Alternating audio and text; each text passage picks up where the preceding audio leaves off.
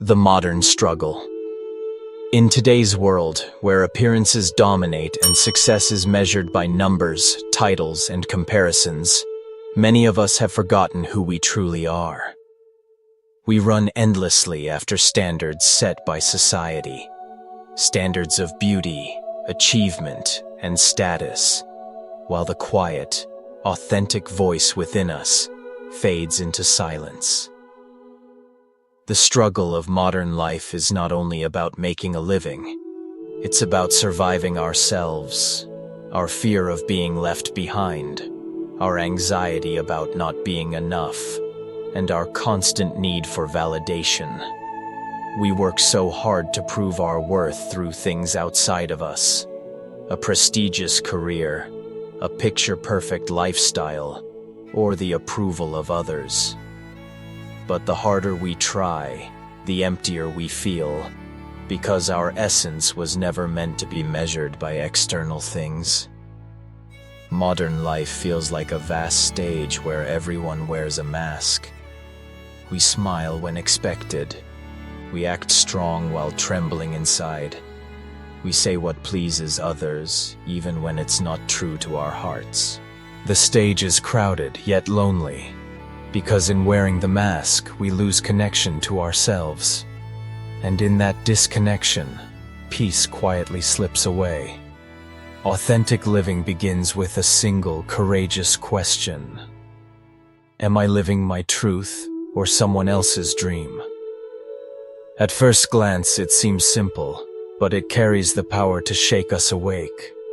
For when we dare to ask it honestly, we see the path we've been walking, whether it leads toward freedom or toward chains.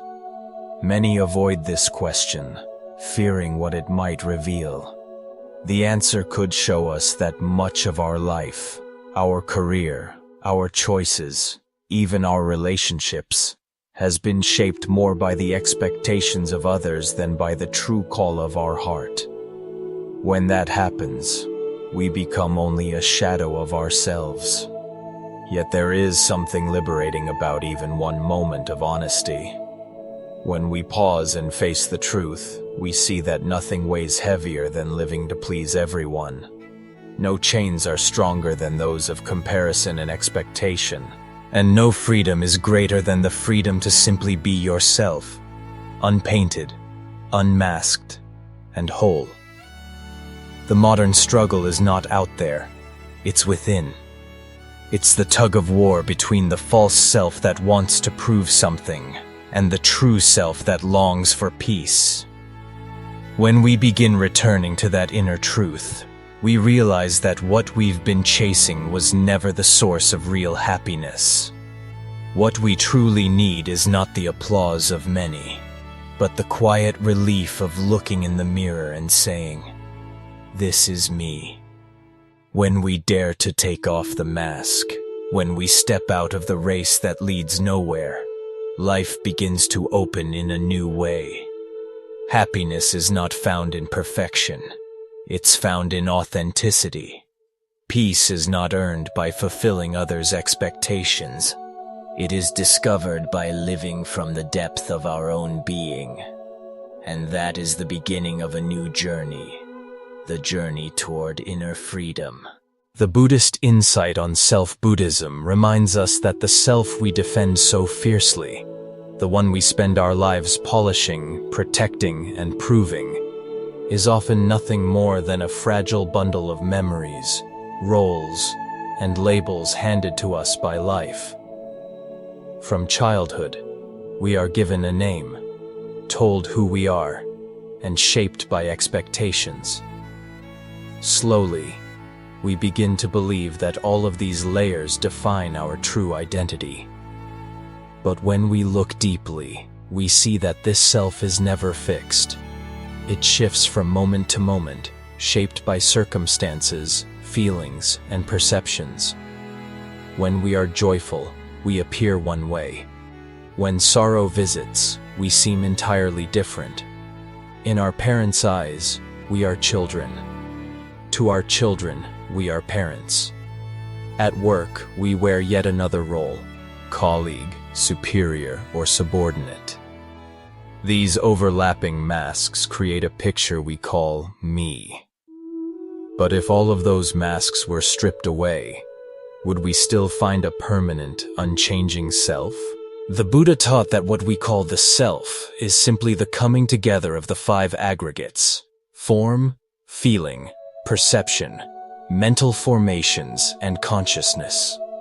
Body, sensation, thought, volition, and awareness, woven together like a flowing river, never still, never the same in any 2 moments. And yet we cling to the illusion that this river is something solid, something unchanging, and we fight to protect it as though it were eternal. Once we believe this self is real, we begin to build walls around it. We feel wounded by criticism, inflated by praise. We compare, compete, and fear losing the image we have worked so hard to uphold. In this endless struggle, freedom slips from our grasp. We are no longer living in truth, but imprisoned by the illusion of a me that does not truly exist. The Buddhist insight is not meant to deny our existence, but to illuminate its nature. When we understand that the self is just a process of arising and passing, we loosen the burden of always needing to protect, prove, or perfect it.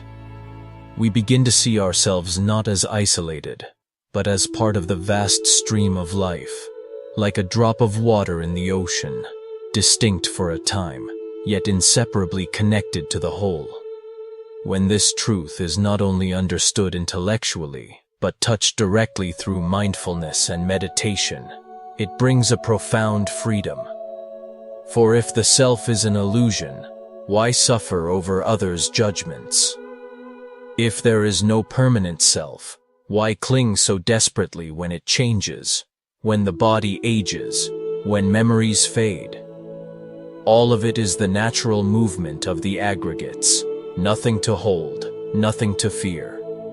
To see through the illusion of self is to open the door to liberation, no longer trapped in the cycle of comparison and competition, no longer pressured to prove our worth to the world. We live more lightly, more peacefully.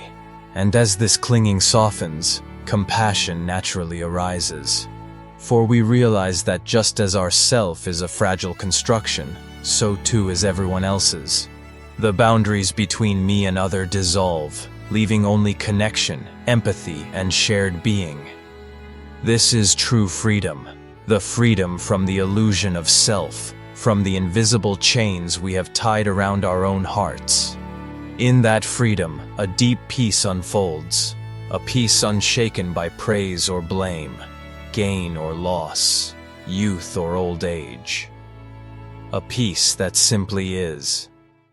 The masks we wear. In life, almost all of us wear masks. We put them on not only to hide our wounds, but also to be accepted, loved, and recognized by others. Sometimes we play the role of the perfect friend, always listening, always smiling, always appearing strong even when our hearts are breaking. Sometimes we become the ideal employee, dedicated, obedient, willing to carry the weight of endless pressure, even sacrificing our health and joy just to meet expectations. Sometimes we struggle to be the good son or good daughter, living according to the dreams of our parents or society, even when our own hearts long for a different path. These masks may help us fit in, but they also pull us further away from the quiet truth within. The more masks we wear, the more we lose touch with who we really are. One day, we may suddenly realize that we no longer know ourselves, that we cannot tell where our true desires end and where others' demands begin. A mask is meant to be temporary, yet many of us treat it as our real face. We fear that if we take it off, we will be rejected, judged, or abandoned. Out of fear, we keep performing, keep hiding, keep creating an image of ourselves that matches others' expectations. But the more perfectly we play the role, the further we drift from our own authenticity. Buddhism teaches us that roles, labels, and images are never who we truly are. They are just passing forms.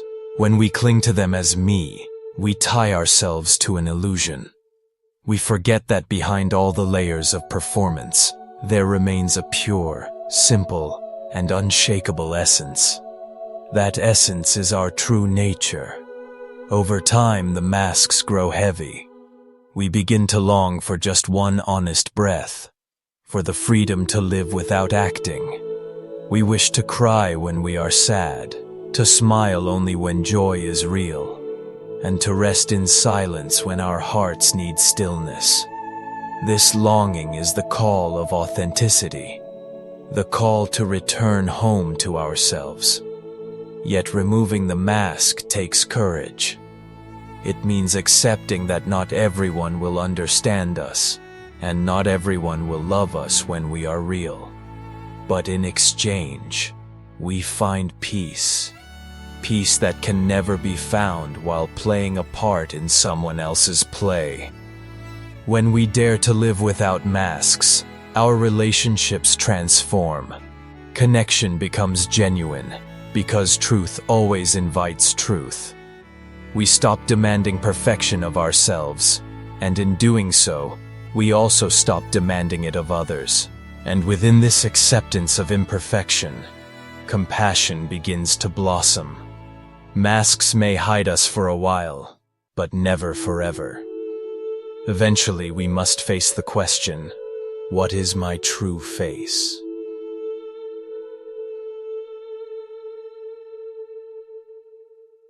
And in that moment of honesty, the journey home begins. It is the journey back to a soul no longer chained by roles, labels, or expectations. It is the rediscovery of the quiet voice within, the voice that has always been there, waiting. When we live this way, every breath and every step becomes an expression of freedom, of authenticity, of true life. Living without masks does not mean abandoning responsibility or relationships. It means living from a place of truth instead of fear. We can still be a friend, an employee, a son or daughter. But now these roles arise naturally, not as performances, but as genuine expressions of who we are. In the end, the greatest gift we can give the world is not a flawless image, but our authentic presence. When we live honestly, we become a light for others who are also lost behind their masks. And that is the true gift, returning to ourselves, and from that place of authenticity, offering peace, sincerity, and freedom to all who cross our path. Mindfulness as a gateway. Authenticity is not something we can force or manufacture. It doesn't come from trying harder to be perfect or bending ourselves into another image. Authentic living is less about striving and more about returning to the simplicity of who we already are. Yet in the noise of modern life, we often forget how to come home to ourselves. This is where mindfulness becomes a gateway. Mindfulness shines like a gentle lantern, illuminating the present moment so we can see clearly. It doesn't demand that we fix ourselves right away. It simply invites us to notice. To notice when we are wearing a mask, when we are playing a role, or when we are acting out of fear rather than truth. And in that noticing, a door quietly opens. The door back to our own authenticity. Without mindfulness, we often drift into habits of pretending. We smile when we don't feel like smiling. We agree when our heart quietly says no. We live in a constant performance, hoping that others will approve. But with mindfulness, we begin to see through this play acting. A mindful breath, a pause, A moment of awareness allows us to feel the weight of our pretending, and also gives us the courage to set it down. What's profound about mindfulness is how ordinary it can be. It doesn't require a grand retreat or a distant monastery to practice. It can begin in the smallest of ways. Taking a deep breath before answering a message, sipping tea without distraction, or walking slowly through a busy street. In these simple acts, we begin to taste the truth of being present. We realize we don't have to be anyone else. We don't have to run after approval. Just being here is already enough. Mindfulness also helps us embrace the tender parts of ourselves. So many of us carry the image of always being strong, always capable, always in control. Yet when we sit quietly and breathe, we notice the fragile layers beneath: fear, sadness, longing. Instead of hiding them, mindfulness teaches us to hold them gently, as we would hold a small child. In that acceptance, a new strength emerges, not the strength of pretending, but the strength of being real.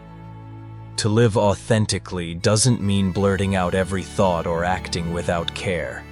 It means aligning our words, actions, and choices with a clear awareness of why we do what we do. Mindfulness nurtures that clarity.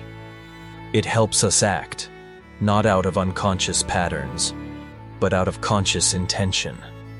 In this way, mindfulness becomes like a trusted companion, patient, kind, and ever-present. Whenever we find ourselves lost in roles or pretense, mindfulness whispers, pause, breathe, come back. And as we return again and again, authenticity ceases to be a distant ideal. It becomes woven into the rhythm of daily life. We no longer chase freedom in the outside world. We discover it here, in the simple act of being true to ourselves. Ultimately, mindfulness is not just a practice, but a doorway. A doorway into living in harmony with who we are. And once we step through, we begin to see that life was always enough, as long as we were fully present to live it. Compassion for yourself and others. There's a common misunderstanding that living authentically is selfish. Many people fear that if they choose to follow their own truth, they will somehow abandon or disappoint others. But the reality is the opposite. Living with authenticity does not separate us from the world. It brings us closer. It allows us to show up with a heart that is both honest and compassionate, and in doing so, our relationships become deeper and more real. The first relationship that changes is the one we have with ourselves. Instead of constantly criticizing, judging, or forcing ourselves into roles that don't fit, we begin to treat ourselves as a friend. We allow ourselves to be imperfect, to stumble, to feel vulnerable. Compassion for yourself is not an excuse to be careless. It is the courage to admit that you are human, and being human means sometimes fragile, sometimes lost, and always learning.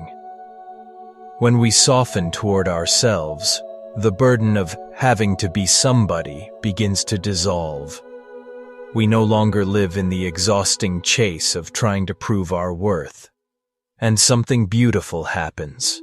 The more we accept ourselves, the more patient and understanding we become with others. We see them not as rivals to compare against, but as fellow travelers who, like us, carry joys and wounds, fears and longings. And this compassion radiates outward. When we live authentically, people around us feel it. A person who is honest, kind, and real creates an atmosphere of safety. Others sense they don't have to pretend or put on masks when they're near us. They can relax, open up, and simply be themselves. In a world where many feel pressured to perform or hide behind perfection, your authenticity becomes an invitation. Here, you can be real too. Compassion has a quiet healing power. You don't need grand gestures. Sometimes just your presence, calm, sincere, and open, can transform the space around you. People feel at ease, not because you have all the answers, but because they know you are present with a gentle heart. We often think we must be hard on ourselves to grow. Yet it is compassion that allows true growth. When we fail, harshness only deepens the wound, but kindness gives us the courage to rise again. When we're lost, self-compassion lights the way back. A compassionate heart is like fertile soil, where the seeds of wisdom and transformation can naturally take root. And this soil nourishes not only us, but everyone around us. When you can tell yourself, "It's okay, I'm only human," you can also extend that grace to others. When someone else stumbles, instead of judging, you can say, "I've been there too." That recognition softens the world. It creates a gentler, more human space where connection thrives. Living with authenticity and compassion doesn't mean avoiding conflict or never feeling anger. It means that even in conflict, you choose honesty and kindness. You can say, "I'm hurt," instead of pretending you're fine. You can say, "I need space," instead of forcing yourself to please others. This clarity doesn't weaken relationships. It strengthens them. Because when truth is spoken with compassion, it builds trust. Authenticity without compassion can sometimes be harsh, even wounding. But authenticity guided by compassion becomes healing. It teaches us to speak truth in a way that uplifts rather than destroys, to be real without making others feel unsafe. If we want lasting, meaningful connections, there is no path more powerful than combining authenticity with compassion. When others sense that you will not hide behind masks, nor use honesty as a weapon, but instead offer your presence with warmth, they relax. They know they are safe with you. They know that with you, they don't need to perform. In the end, being compassionate with yourself and others reveals that authentic living is never selfish. It is, in fact, the greatest gift you can give to yourself and to the world. The courage to let go. To live authentically is to live with courage, not the courage to fight or to prove, but the courage to let go. Most of us are raised in a world that tells us who we should be: successful, admired, productive, attractive, or endlessly available to others. And so, we carry these expectations like invisible weights on our shoulders. Some of these come from society, some from our families, and some are self-imposed. Over time, they harden into identities that feel inseparable from who we are. But Buddhism reminds us, the path to freedom is not about becoming someone else. It is about releasing what we are not. Imagine holding onto a rope that burns your hand. The tighter you cling, the more it hurts. Letting go does not mean you lose yourself. It means you stop feeding the pain that never truly belonged to you. Letting go is not always easy. Our expectations often feel like armor, defining us, protecting us, making us feel secure. But the truth is, this armor also separates us from life itself. It numbs us to joy, to intimacy, and to the quiet beauty of being. When we cling too tightly to who we think we should be, we forget who we truly are. Authenticity begins the moment we dare to loosen that grip.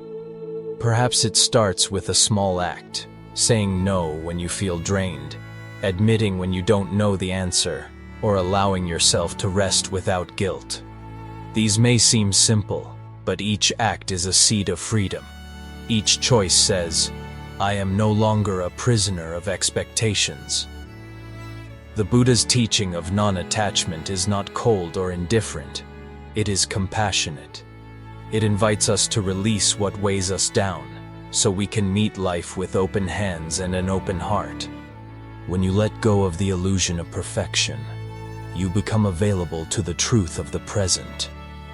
When you release the need to be admired, you become free to love. When you no longer cling to control, you discover the vast spaciousness of peace. Of course, letting go is not a one-time event. It is a practice. Some days you may feel yourself pulled back into the old stories, trying to prove, trying to perform, trying to meet impossible standards. That is human. The invitation is not to judge yourself, but to gently return, again and again, to the courage of release. Authentic living does not mean having no responsibilities, no values, or no aspirations. It means those responsibilities flow from love, not fear. Those values come from wisdom, not pressure. And those aspirations rise from the heart, not from comparison. So, ask yourself, what expectations are you still carrying that are not truly yours? Whose voice do you hear when you criticize yourself? What image of who you should be are you still gripping, even though it exhausts you? The courage to let go is not about abandoning life. It is about entering life more fully. It is about trading the heavy burden of should for the lightness of simply being. And when you walk this path, you discover that authenticity is not something you create. It is what has been waiting all along, beneath the masks, beneath the striving, beneath the fear. Letting go is an act of trust. Trust that who you are is enough. Trust that life can hold you without your constant control. Trust that love flows most freely when it is not bound by performance. And in that trust, you begin to see what the Buddha saw. Freedom is not in becoming someone more. Freedom is in becoming no one at all. Just this presence, alive, awake, and unburdened. Freedom in authentic living. When we live in truth, life becomes lighter. Not because all our problems disappear, but because we no longer carry the heavy burden of pretending to be someone we're not. Authentic living is not about escaping reality. It's about coming home to it. It's the freedom of resting in who we truly are, without masks, without endless striving. So often we confuse authenticity with perfection. We think we can only be real once we're good enough, successful enough, or strong enough. But authenticity isn't a finish line we reach. It's a presence we allow. It's found in the courage to be here now with everything that we are. Our joys and our sorrows, our strengths and our flaws. To live authentically means allowing ourselves to breathe a natural breath, to take a simple step without needing to prove anything. We're no longer pulled in every direction by the voices of you should or you must. Instead, each word, each gesture, each glance flows from sincerity. And this sincerity creates a space of peace, not only for us, but for those around us who feel safe enough to be real too. Maybe you've wondered, how do I know if I'm living authentically? The answer is often very simple. When you no longer feel like you're forcing yourself. When you don't have to fake a smile. When you can say no without guilt. When you stop acting out of fear of rejection. In that space, you discover that your smile, your words, your presence can flow naturally, without effort. Sometimes authenticity asks us to let go. To release the impossible standards we've been carrying. To set down the expectations placed on us by society, family, or even our own inner critic. Letting go doesn't make us weaker. It makes us lighter.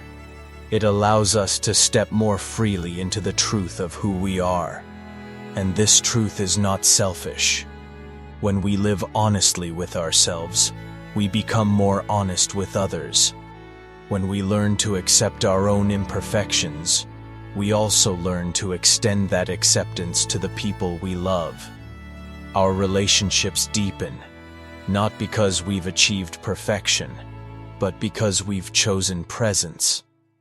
Imagine what it would feel like to stop performing, to no longer need to be the perfect child, the ideal friend, or the flawless professional.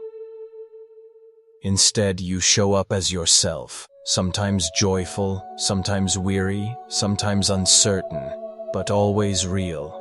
In that simplicity, you discover that peace has always been within you, just waiting for you to return. Authentic living doesn't strip anything away from us. It gives us everything. It gives us lightness, presence, sincerity, and a deep harmony with life itself. And if these words touch something inside you, I invite you to subscribe to this channel. Here, we walk together on the path of mindfulness, compassion, and truth. Each video is not a lecture, but a gentle reminder. You are already enough. You are already worthy. You can live fully, right now. I'd also love to invite you to share in the comments below, but not just with quick words like thank you or beautiful. Take a pause, breathe deeply, listen to your heart, and then share something real. Maybe it's a thought that arose, a memory that surfaced, or something you feel ready to let go of in order to live more freely. Because your words might be the very message someone else needs. By leaving a comment from the heart, you're planting a seed of peace, not just for yourself, but for this whole community. Together, we can create a space where everyone feels safe to show up as they are. Remember, authenticity is not a destination, it's a journey. And each step you take in truth, however small, is a step into freedom.